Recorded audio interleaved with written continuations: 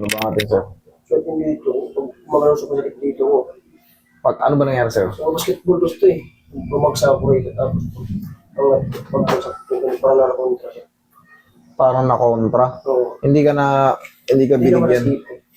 Kusa lang parang pagtalon mo. Ito, sakit mo po. Ito yung dilit niya ako, sobrang sakit. Humikirot. Huminga ka. Hindi naman sobrang sakit, huminga ako. Hindi ka naman, Pero pag iba ganyan ko dilit, sakit. pag tinagil mo, sobrang sakit. Sige.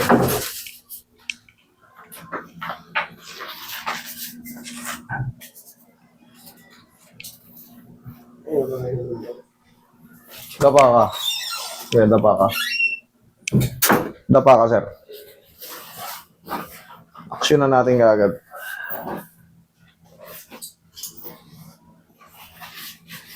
Kulang lang sa ano yan eh.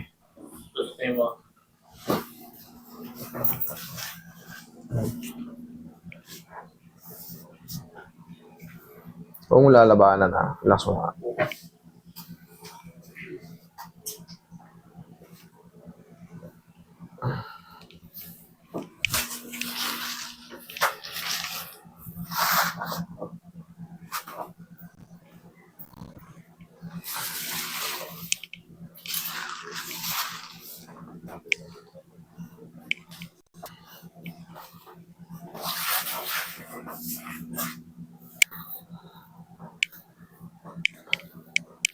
Sige, Roy, massage mo muna. Diyan ka lang, sir, ah.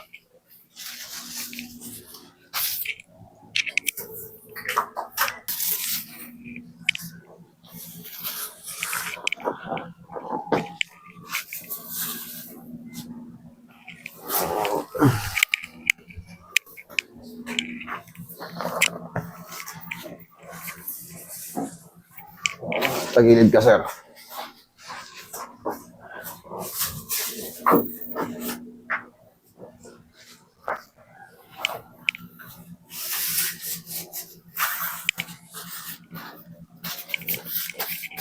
Kabilang side. Kailangan ang maramdaman mo yung ganito kalaki na kasakit, ganito kasakit, kailangan mga lahati pababa after ng adjustment. Kailangan humina yung pain.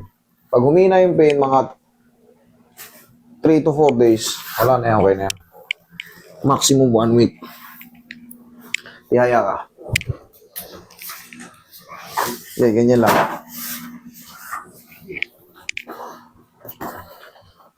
Sabihin mo ito siya, taas mo lang. Okay. Yan, lagay sa tiyan yung kamay. Yun. Relax lang. Inhale. Exhale. Diyan ka lang muna. Ayan, huwag kang tatayo ah. Diyan ka lang muna.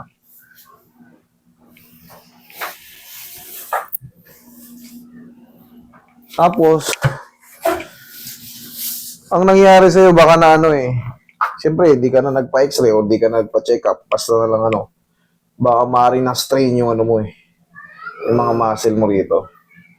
Extra naman ako. Magpapacheck up din ako. Nasaan yung mga files mo? Hindi mo dinala. Dinala ko sa ano. Useless yung mga pa-check up nyo kung hindi nyo rin madala sa ano. Kasi hindi naman mabasa ng bahay nyo yan. Anong diagnose sa'yo? Wala naman. Negative lahat. Negative lahat. Pero ikaw, sakit na sakit. Hospital sakit ako. Hindi, ganun talaga. Hindi naman dito ako, pag sobrang ano ko, sobrang sakit talaga, grabe.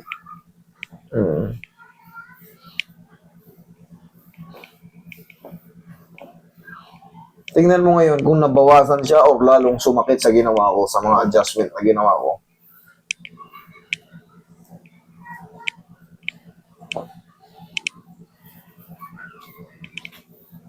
Upo ka ulit.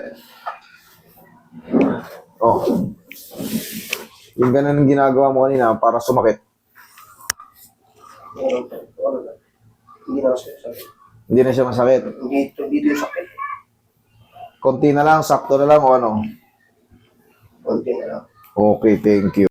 Okay? Ngayon, sir, yung ganyan mo, ang pabayaan mo lang 3 to 4 days, wash out na yan.